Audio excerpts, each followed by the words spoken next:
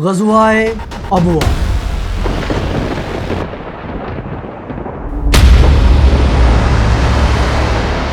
رسول اللہ صلی اللہ علیہ وآلہ وسلم نے اپنی حیات مبارکہ میں ٹوٹل 27 جنگیں لڑیں، جن میں سے صرف 9 جنگوں میں قتال یعنی کہ خون بہایا گیا۔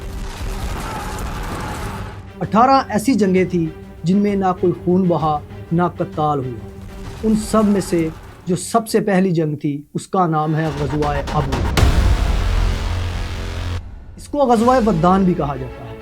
ابوا ایک وادی کا نام ہے جو مکہ اور مدینہ کے بالکل سینٹر میں موجود ہے۔ ابوا رسول اللہ صلی اللہ علیہ وآلہ وسلم کے ساتھ ایک روحانی اٹیچمنٹ بھی رکھتی ہے، کیونکہ آپ کی والدہ محترمہ کی قبر انور بھی وہیں پر موجود ہے۔ دوسری طرف ریاست مدینہ جو کہ ابھی ابھی وجود میں آئی ہے، اس کی سرحد کے ساتھ بھی اٹیچ ہوتی ہے، اور وہاں سے مکہ قریش کے لوگوں کے تجارتی قافلے گزرتے ہیں۔ ریاست مدینہ اپنی پاور منوانے کے لیے، قریش کو یہ بتانے کے لیے کہ ہم بھی کسی سے کم نہیں ہیں، اگر مسلمان وادی ابوا پر اپنا قبضہ جما لے یا وہاں پر قیام پذیر قبائل کے ساتھ ایک اچھا ریلیشن بنا لے تو مکہ یعنی کہ قریش کے لوگوں کو ایک بہت ہی اچھا دھمکی انگیز سبق مل سکتا ہے۔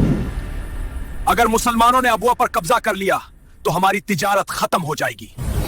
رسول اللہ صلی اللہ علیہ وآلہ وسلم اپنے 60 یا 70 مہاجرین، کسی روایت میں 60 اور کسی میں 70 مہاجرین کے ساتھ وادی ابوا کا سفر شروع کرتے ہیں، لیکن سفر شروع کرنے سے پہلے اسلام کا پرچم سب سے پہلا پکڑا،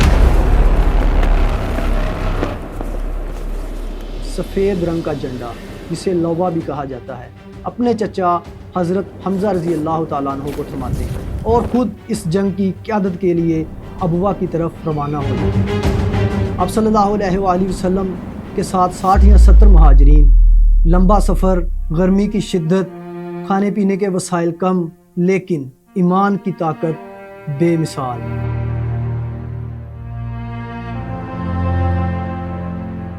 آپ صلی اللہ علیہ وآلہ وسلم جب وادی ابوا پہنچے تو وہاں پر آپ کا سامنا بنو زمرہ قبیلہ سے ہوا۔ یہ قبیلہ وادی ابوا کے آس پاس تمام قبائل میں سے سب سے طاقتور قبیلہ جانا جاتا تھا۔